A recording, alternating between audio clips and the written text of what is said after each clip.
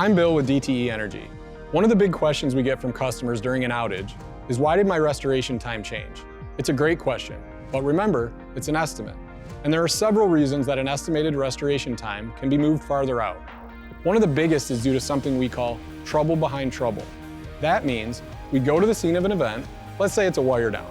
We secure an area, we de-energize it, perform a repair, the line is put back up, we're set to restore power, but the power doesn't come on. In fact, when we go to re-energize the line, it immediately de-energizes again. That means there's trouble behind trouble. Our crews then need to determine what the unknown cause was behind the problem, so additional work must be done. Let's stay with this example.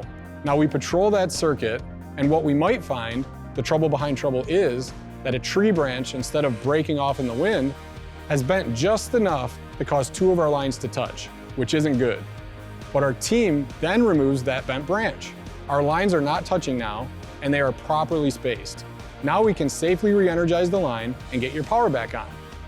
We realize that any estimate that gets changed and drawn out longer can be frustrating, but there are good reasons for these, with your safety and that of our workers being the most important factors.